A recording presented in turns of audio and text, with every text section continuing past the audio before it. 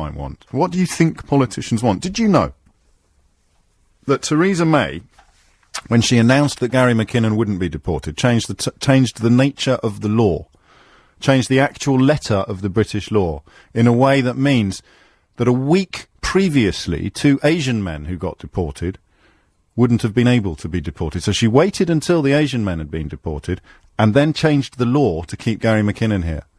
If Babar Ahmad had still been in this country on the day that Teresa May announced the law change that would keep Gary McKinnon here, she wouldn't have been able to deport him. So she deported Asian gentlemen, waited a week and changed the law to keep Gary McKinnon here. I don't know what you make of that, but it's important that you know it. Because there seems to be an awful lot of strong feeling on this issue, and, dare I say, not a lot of knowledge. Can you stick up for the importance of British law without sticking up for unpleasant, unsavoury, deeply obnoxious people who benefit from it? I believe that you can. A number of my callers this morning have clearly been of the view that you can't. You can't stick up for the primacy of British justice without somehow being perceived as sticking up for a scumbag who benefits from it, which is fine. I guess never the twain shall meet on that one. But when I say to you that the reason why it is a good thing to see Abu Qatada not being deported to a torture chamber is very simply because it means that can't happen to anybody here, regardless of who they are. We do not deport to torture chambers. We lock up without trial. That's pretty bad. But we don't deport to torture chambers.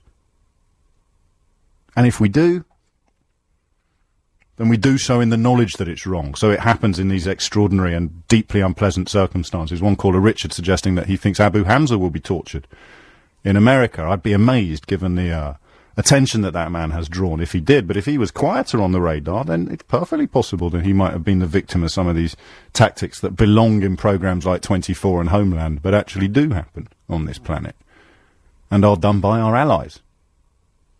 But that doesn't mean you go further away from the righteous path, does it? Gary's in Wal. Susie's in Twickenham. Susie, you've got 30 seconds. Good morning, James. This morning you've used up a lot of them there, saying my name 3 times. Come on. Very, very angry, James. James, you've just made an accusation on air of a conspiracy by the Home Office in the shape of Teresa May that you said she waited until various other gentlemen, as you called them, had been deported under the law as it stood, and you said that she waited until those people had gone before she changed the law, the letter of the law, so that Gary McKinnon could be deported. I said 30 seconds, Susie. I've given you 50. I mean, at risk of sounding rude, I know what I said.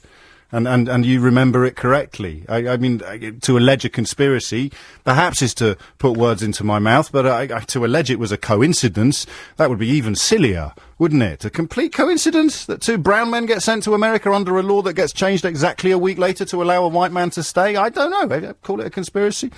Call it whatever you want, but you should have used your 30 seconds better. That concludes